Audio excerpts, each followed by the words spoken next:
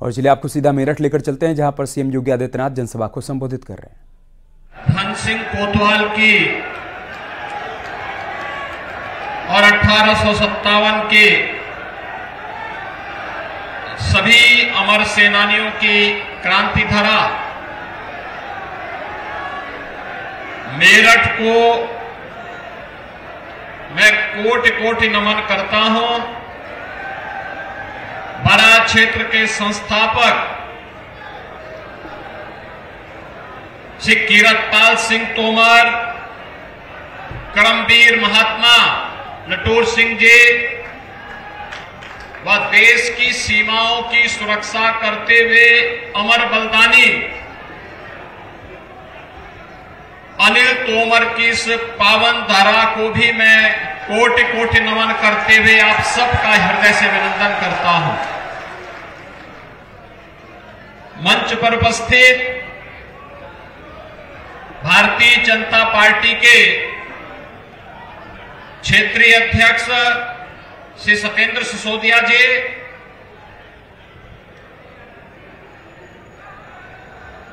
अपनी कला के माध्यम से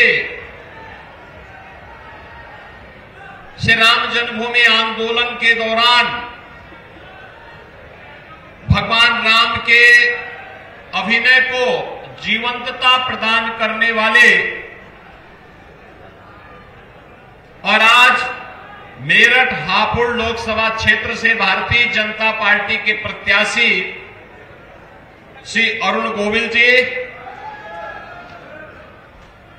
माननीय सांसद विजयपाल सिंह तोमर जी, माननीय सांसद राजेंद्र अग्रवाल जी,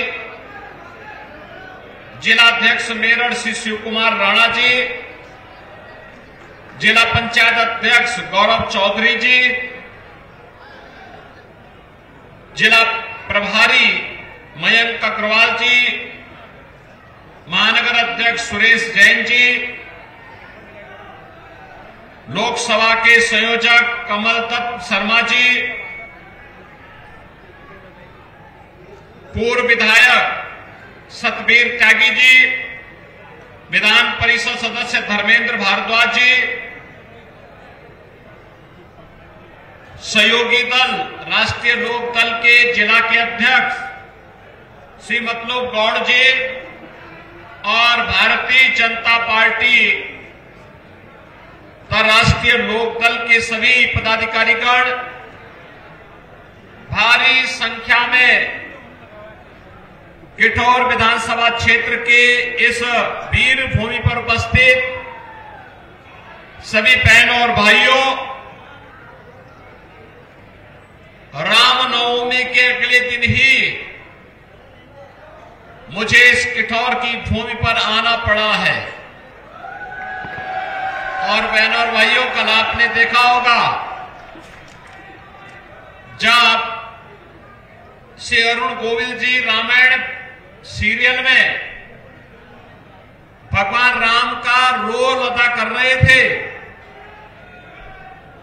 और उस रोल के माध्यम से कलयुग में भी भगवान राम के चित्रण को जीवंत कर रहे थे, उस समय उनको भी नहीं पता रहा होगा कि एक दिन रामलला अपनी जन्मभूमि पर अपना जन्मोत्सव मनाएंगे। और क्या संजोग है कि जब अरुण गोविल मेरठ हापुड़ लोकसभा सीट से प्रत्याशी बने, उसी वर्ष 500 वर्षों का इंतजार समाप्त करते हुए रामलला भी अपनी जन्मभूमि पर अपना जन्मोत्सव मना रहे हैं।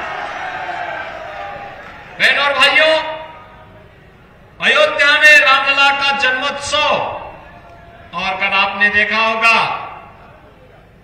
सूर्यवंशी राम भगवान सूर्य की किरणों से उनका तिलक और अभिषेक किस रूप में हो रहा था, यह भी पूरे देश और पूरी दुनिया को अभिभूत कर रहा था।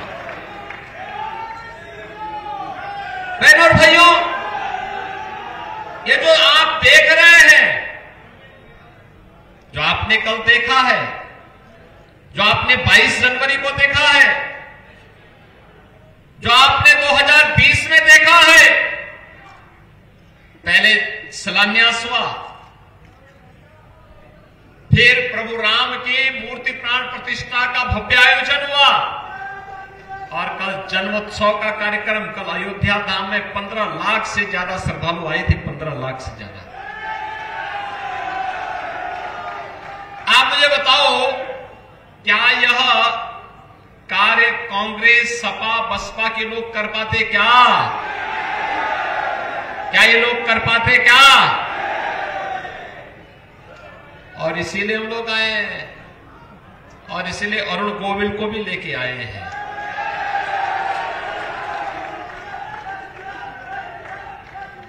देखो, जितना भी ये हो रहा है, 1857 में धन सिंह कोतवाल ने, बहनों और भाइयों, देश की स्वाधीनता के लिए अपनी नौकरी को ठुकरा करके देश के अमर बलिदानियों की श्रेणी में खड़ा होकर के देश की स्वतंत्रता का उद्घोष किया था। उन महापुरुषों का जो सपना था, वह सपना एक ही था कि तेरा वैभव अमर रहे मां, हम दिन चार रहे न रहे। वे अपने लिए नहीं जिए थे, अपने परिवार के लिए नहीं जिए थे, उनका जीवन देश के लिए था, इस देश के लिए था, देश की स्वाधीनता के लिए था, आने वाली पीढ़ी के उज्जवल भविष्य के लिए था। और इस वर्तमान पीढ़ी का यह सौभाग्य है कि जो सपना इस देश के क्रांतिकारियों ने, अमर बलिदानियों ने देखा था, उस सपने को आज साकार होते हुए हमारी वर्तमान पीढ़ी देख रही है। ये विकसित भारत की जो संकल्पना प्रधानमंत्री मोदी जी ने दी है, ये विकसित भारत दुनिया में सम्मान हो, सीमाएं सुरक्षित हो, आतंकवाद और नक्सलवाद की समस्या का समाधान हो, इंफ्रास्ट्रक्चर वर्ल्ड क्लास हो, एक गढ़ से कठोर होते हुए जो मार्ग चौर के लिए आ रहा है, 4 लेन का बन रहा है। कोई कल्पना करता था? मेरठ से दिल्ली का 12 लेन का expressway, rapid rail, sports university, 1 district 1 product में यहां के स्पोर्ट्स आइटम को वर्ल्ड में भेजने का कार्य, ग्लोबल बनाने का काम जो हुआ है। और बहनों और भाइयों, आज जो आपके यहां माहौल परिवर्तन देखने को मिल रहा है, ये जो इंफ्रास्ट्रक्चर है, मेरठ में भी हम लोग मेट्रो भी देने जा रहे हैं, ये जितने कार्य हैं, ये 14 के पहले कल्पना थी। और गरीब कल्याणकारी योजनाओं की तो कोई स्थान ही नहीं। आप सोचिए, 1947 में भारत स्वतंत्र हुआ, पाकिस्तान भी स्वतंत्र हुआ। पाकिस्तान के पास संख्या कम गई लेकिन क्षेत्रफल ज्यादा गया। और बहनों और भाइयों, भारत 80 करोड़ लोगों को 4 वर्ष से फ्री में राशन दे रहा है, अगले 5 वर्ष तक जारी रहेगा। और पाकिस्तान, भारत की आबादी है 140 करोड़, 80 करोड़ लोग फ्री में राशन प्राप्त कर रहे हैं, और पाकिस्तान की आबादी है 22 करोड़ और लोग वहां भूखों मर रहे हैं, भूखों मर रहे हैं वहां। भारत का विभाजन करके पाकिस्तान बना, भारत का समृद्ध क्षेत्र, और ज्यादा भूमि भी गई, लेकिन वहां भूखों मर रहे हैं। और भारत की सरकार अपने 80 करोड़ लोगों को फ्री में राशन की सुविधा का लाभ दे रही है। जितना पाकिस्तान की आबादी नहीं, उससे ज्यादा लोगों को पिछले 10 वर्ष में गरीबी रेखा से ऊपर करने में मदद मिली है भारत के अंदर। बहनों और भाइयों, 60 करोड़ गरीबों को फ्री में 5 लाख रुपए के स्वास्थ्य बीमा का कवर, और हमने तो उत्तर प्रदेश में भी किया कि आयुष्मान कार्ड किसी का अगर नहीं बना है, हमारा विधायक या सांसद या स्वयं पीड़ित व्यक्ति एक एप्लीकेशन भी भेज देता है ना कि मैं बीमार हूं, मेरे परिवार में फलाना बीमार है, मेरी स्थिति नहीं कि मैं उपचार करा सकूं। हम लोग जिन 50 करोड़ लोगों का जनधन अकाउंट प्रधानमंत्री मोदी जी ने खुलवाया है, उस अकाउंट में सीधे पैसा भेजने का काम कर देते उन लोगों के पास। बहनों और भाइयों, 50 करोड़ लोगों के लिए जनधन अकाउंट, 12 करोड़ गरीबों के लिए, 12 करोड़ किसानों के लिए प्रधानमंत्री किसान सम्मान निधि का लाभ, 12 करोड़ गरीबों के घर में शौचालय का लाभ, 10 करोड़ गरीबों को उज्ज्वला योजना का फ्री में सिलेंडर, 4 करोड़ गरीबों के फ्री में मकान, सिर ढकने के लिए एक प्रधानमंत्री आवास योजना का मिल जाना, 2.5 करोड़ गरीबों के घर में ढेर सारी योजनाओं का लाभ भी प्रधानमंत्री मोदी जी के नेतृत्व में भारत के प्रत्येक नागरिक को उपलब्ध कराया गया। और बहनों और भाइयों, ये जितना परिवर्तन हुआ है, चाहे वह सम्मान बढ़ा हो, सुरक्षा बढ़ा हो, आपकी आस्था का सम्मान हुआ हो, विकास के बड़े बड़े कार्य हुए हैं, ये सभी कार्य हुए हैं देश के यशस्वी प्रधानमंत्री नरेंद्र मोदी जी के नेतृत्व में। बहनों और भाइयों, मैं इसीलिए आपसे कहने के लिए आया हूं, क्या कश्मीर में धारा 370 कांग्रेस, सपा या बसपा के लोग हटा पाते क्या? और ये धारा 370 ही नहीं हटती तो आतंकवाद भी समाप्त नहीं होता। क्या 3 तलाक की कुप्रथा को सपा, बसपा और कांग्रेस के लोग समाप्त कर पाते क्या? अगर नारी सशक्तिकरण का कार्य किसी ने किया है तो भारतीय जनता पार्टी ने किया है, मोदी जी ने किया है। उनको उज्ज्वला योजना का कनेक्शन भी दिया है, उनके प्रत्येक गरीब के घर में शौचालय भी दिया है, और साथ साथ 3 तलाक की कुप्रथा को हमेशा के लिए बैन भी कर दिया है। अयोध्या में राम मंदिर का निर्माण क्या ये सपा, बसपा और कांग्रेस के लोग कर पाते क्या? बहनों और भाइयों, 2017 के पहले इस क्षेत्र में हर दूसरे तीसरे दिन दंगा होता था, कर्फ्यू लगता था। आज देखो कर्फ्यू नहीं है, आज तो कावड़ यात्रा मेरे धूम धड़ाके के साथ निकल रही है ना। कोई रोक रहा है क्या? कोई रोक रहा है क्या? आज व्यापारी भी सुरक्षित है और बेटी भी सुरक्षित है, आस्था का भी सम्मान है। ये सभी कार्य जो हो पा रहे हैं, कैसे हो रहे हैं मालूम है ना? क्योंकि भारतीय जनता पार्टी की सरकार है और मोदी जी देश के प्रधानमंत्री हैं। और इसीलिए हम सब आपसे कहने के लिए आए हैं, हम लोग इसीलिए आए हैं कि भारतीय जनता पार्टी की सरकार आपकी आस्था का भी सम्मान करती है, नौजवान की आजीविका की व्यवस्था भी करती है, किसानों को भी सम्मान देती है, महिलाओं को भी सुरक्षा देती है, व्यापारियों की खुशहाली के माध्यम से विकास के मार्ग को प्रशस्त करती है, और विकास और विरासत की इस अद्भुत श्रृंखला को आगे बढ़ाने के लिए लोकसभा चुनाव 2024 में भारतीय जनता पार्टी ने श्री अरुण गोविल जी को अपना प्रत्याशी बनाकर के मेरठ हापुड़ लोकसभा क्षेत्र में भेजा है। बहनों और भाइयों, मोदी जी ने देश को कहा है कि हमें देश को विकसित भारत बनाना है। विकसित भारत के लिए आत्मनिर्भर भारत चाहिए।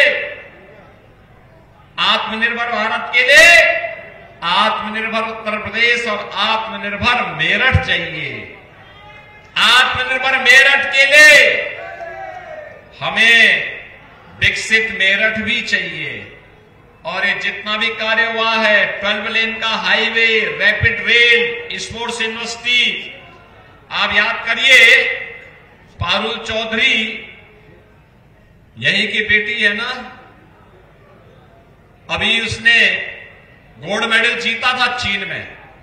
चीन के खिलाड़ी को चीन की धरती पे पछाड़ करके और हमने सीधे उसको डिप्टी एसपी की नौकरी दी है, सीधे डिप्टी एसपी की नौकरी। बहनों और भाइयों, ये स्पोर्ट्स यूनिवर्सिटी इसीलिए जो पढ़ाई लिखाई करके आगे बढ़ेंगे कंपटीशन में, उनके लिए तो नौकरी है ही, लेकिन जो खेल कूद में भी आगे बढ़ेंगे उनके लिए यूनिवर्सिटी होगी, और फिर नेशनल और इंटरनेशनल गेम्स में उनके लिए नौकरी उनका इंतजार कर रही होगी। बहनों और भाइयों, वन डिस्ट्रिक्ट वन प्रोडक्ट के माध्यम से स्थानीय हस्तशिल्पी और कारीगरों का सम्मान भी है, व्यापारियों को आगे बढ़ने का अवसर भी है, और लोकल प्रोडक्ट को ग्लोबल बनाने का एक अभियान भी है। दुनिया में मेरठ का स्पोर्ट्स का आइटम छा रहा है आज, और इसीलिए अरुण गोविल को हम लेकर के आए हैं। वो मेरठ के सांसद होंगे तो फ्री में यहां का विज्ञापन करके आपको एक नई पहचान दिला देंगे, नहीं तो करोड़ों रुपया विज्ञापन में खर्च होता है। बहनों और भाइयों, मुझे बहुत अच्छा लगा आज विजयपाल तोमर जी भी और राजेंद्र अग्रवाल जी भी इस सभा में हैं। विजयपाल तोमर जी तो संगठन के कार्य से उड़ीसा में थे, उड़ीसा में सीधे कल शाम को ही वे आए हैं, और यहां पर रह करके आज वह अरुण गोविल के समर्थन में अपने गांव में यहां पर आप सबका आह्वान करने के लिए आए हैं।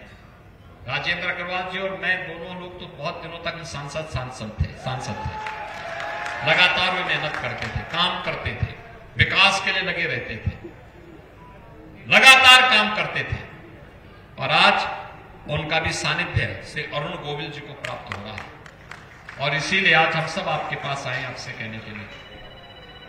बहनों और भाइयों, हमें विकसित भारत चाहिए, न केवल हम बल्कि आने वाली पीढ़ी उसका लाभ प्राप्त कर सके, और देश के बारे में वही सोचेगा जिसके लिए देश प्राथमिकता हो, नेशन फर्स्ट। और इसीलिए हम कहते हैं चुनाव नेशन फर्स्ट और फैमिली फर्स्ट के बीच में है। जिन लोगों के लिए परिवार महत्वपूर्ण है, बहनों और भाइयों, वे लोग इस चुनाव में सपा बसपा कांग्रेस की बात कर रहे होंगे, लेकिन जिनके लिए राष्ट्र प्रथम है, नेशन फर्स्ट है, वे भारतीय जनता पार्टी के प्रत्याशी का समर्थन करते हुए पूरी मजबूती के साथ काम कर रहे हैं, और इसलिए पूरे देश के अंदर एक आवाज है कि फिर एक बार, अब की बार। और बहनों और भाइयों, जिसने कल भगवान सूर्य तिलक देखा होगा, वे सबके मुंह से एक शब्द जरूर निकल रहा होगा कि जो राम को लाए हैं। सब सहमत है ना? सब सहमत है ना? सभी लोग सहमत हैं। और यहां पे तो भगवान राम के रोल को जीवंत करने वाले स्वयं श्री अरुण गोविल आपके प्रत्याशी बनकर के आए हैं। अरुण गोविल बनकर के घर घर जाएंगे, घर घर जाकर के 26 अप्रैल के लिए कमल चुनाव चिन्ह पर वोट देने के लिए लोगों का आह्वान करेंगे। सभी लोग करेंगे। मैं आपसे यही अपील करने के लिए आया हूं। चुनाव के दौरान प्रत्याशी से अपेक्षा करना कि घर घर आएंगे, गांव गांव आएंगे, कठिन होता है। एक संसदीय क्षेत्र में 2000 से अधिक गांव पड़ते हैं, वार्ड अलग है।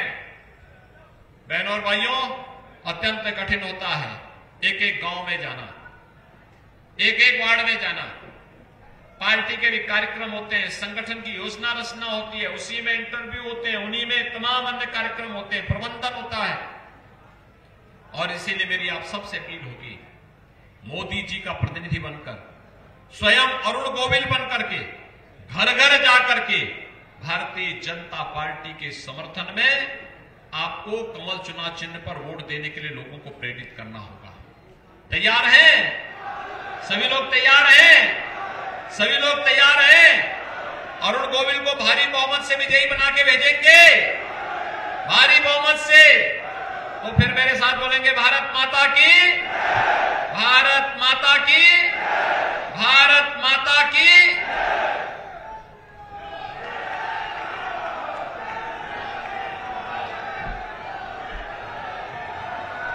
मेरठ से सीएम योगी आदित्यनाथ को सुन रहे थे आप। जनसभा को उन्होंने संबोधित किया।